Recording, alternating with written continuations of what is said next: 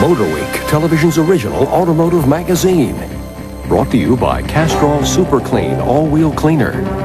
The cleaner that releases brake dust and road grime from all types of wheels on contact, no matter what age your car.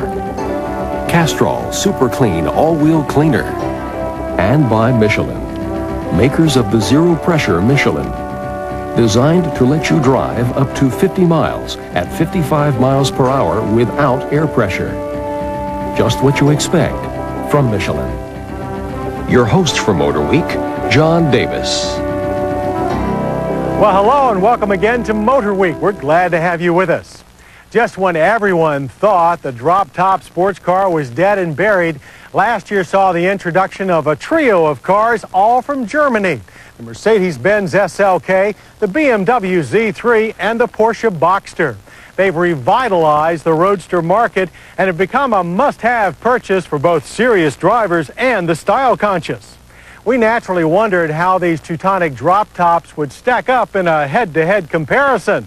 So we took to the streets and to the track to find out. Just as sport utility vehicles are today, in the 1950s and 60s, the two-seat rear-drive roadster was the car to own if you wanted to be considered ahead of the crowd. Our trio of Deutsche drop-tops display many classic roadster characteristics, but are also thoroughly modern. While they all wear German badges, are as individual as any Italian stallion. The most instantly recognizable of these machines has to be the Porsche Boxster. The first of a new generation of Porsche sports cars, it carries quite a few firsts under its striking 550 Spider-inspired skin. The most critical are in the engine bay. The new flat-six engine is water-cooled, and for the first time since the 914 was canceled in 1976, the engine is mounted ahead of the rear axle. Displacing 2.5 liters, it cranks out 201 horsepower and 181 pound-feet of torque, and feeds it through a 5-speed manual transmission, our choice, or Porsche's 5-speed Tiptronic automatic. While the whole 2,822-pound package, the lightest of our trio, rides on a typically capable McPherson strut suspension. The rest of the Boxster offers a fine selection of modern updates, such as the surprisingly roomy interior's very efficient dash, and a power-operated convertible top that folds neatly away beneath a flush-mounted tonneau cover. It's pure Porsche with a heavy dose of modern convenience, all for a price of $41,000. Not a 911, but not cheap either. But if you favor a front-engine configuration, then our Mercedes contender, the SLK 230, may be more up your alley. Looking like a diminutive twin of Mercedes' big SL-Class coupes, the SLK is actually based on the more compact C-Class platform and departs further from the big SL's look with a chic two-tone interior laced with vintage chrome and stainless steel, as well as imitation carbon fiber. It's as much Beverly Hills as Stuttgart.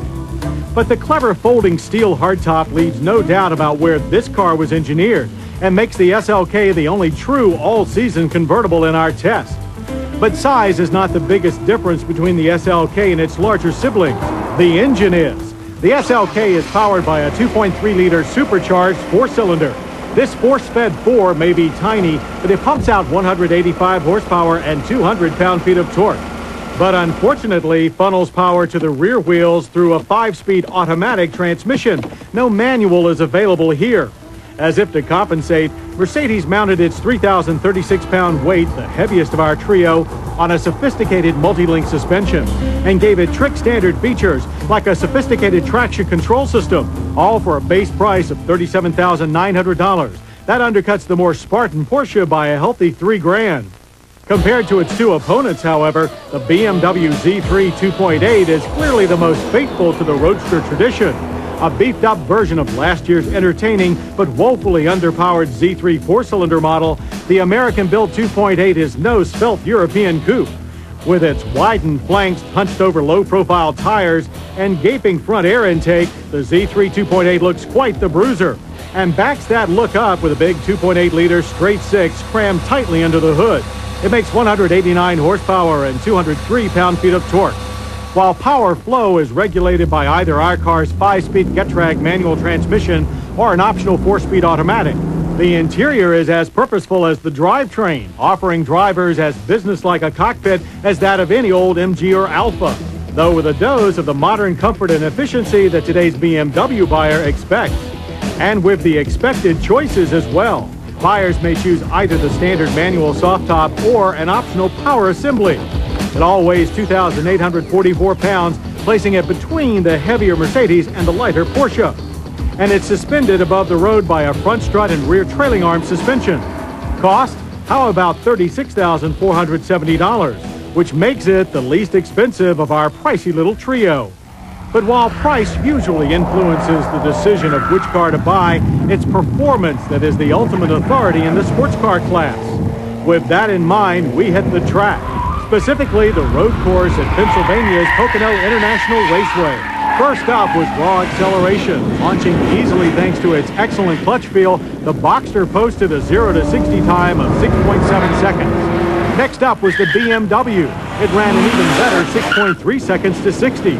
Its inline six-cylinder strong bottom end pushing it hard off the line. But the surprise of the test was the Mercedes. It also delivered a 6.3 second time, despite having the smallest engine and the only automatic gearbox. Once into Pocono's curves, however, the Porsche quickly pushed its way to the front. Offering better balance than any rear-engined Porsche ever did, the mid-engined Boxster delighted our drivers with its nimble maneuvers and sharp steering. Boxster power is concentrated in a fairly narrow band above 4,000 RPM, which requires plenty of shifter work. But Porsche's lightest shifter in years and excellent clutch feel makes it easy to keep in the power band. And the sound of that engine running hard was delightful. The Z3, on the other hand, was all torque. Its Big Six launching it out of corners with minimal use of the gearbox. But it also received several black marks for its less comfortable driving position. Front plow was far more pronounced thanks to its front engine configuration. But its muscular, more demanding feel pleased many of our drivers who compared it to classic roadsters like the Triumph TR6. We honestly didn't expect the luxury-oriented SLK to hang in there with the Porsche and Bimmer on the racetrack. But once again, the little bends that could surprised us all. Its four-cylinder drivetrain lacked the outright punch of the larger sixes, while its weight and softer suspension produced lots of understeer. But its excellent steering feedback and rock-solid stability allowed us to work the tiny Mercedes almost as hard as its sportier opponents. We turned the wick down a bit for driving on public roads, but obtained similar results. Once again, the Boxster was the hands-down favorite for spirited driving. To be this forgiving, offer a relatively compliant ride, and still feel like a Porsche is no small feat. But the Z3 also had its fans. Its chuckable feel and brawny engine are what sports cars are all about, though a tendency to hop a bit over rough surfaces slowed it in bumpy corners. The SLK once again slightly trailed the others. Stability was less of a factor out here since we couldn't safely maintain the same high cornering speeds, and the automatic transmission was clearly a liability. But it's worth noting that almost all of our drivers chose its smooth, solid ride for long highway hauls. So in the end, who was the winner in this admittedly very subjective comparison? Well, if you've been paying attention, it's probably quite obvious that our staff's favorite was far and away the Porsche Boxster. Its remarkable handling, competition-grade powertrain, and striking styling, all in a package that's forgiving yet offers a true Porsche feel, makes it our undisputed number one. Close on its heels comes the BMW Z3 2.8. With its powerful new engine and retuned suspension, the 2.8 is light years ahead of its four-cylinder sibling. And while it lacks the outright nimbleness of the Porsche, its robust feel recalls that of the classic roadsters of yesterday. Lastly, but only by a nose, is the Mercedes SLK 230. Though handicapped by a small motor, an automatic transmission, and its obvious luxury orientation, the tough little Benz still delivered a sterling performance. It may not be a true sports car, but it delivers more sports car performance than any luxury ragtop has a right to. But that's our opinion. To form your own, you'll have to drive one or all of these exceptional roadsters yourself. But be warned, cars like this are addictive. And after hundreds of exciting testing miles, we didn't want to give them back. Once given up for dead, the drop-top roadster class has gained a new lease on life. And if car companies keep building machines like the Porsche Boxster, the BMW Z3 2.8, and the Mercedes-Benz SLK 230, we predict it will be a long and happy one.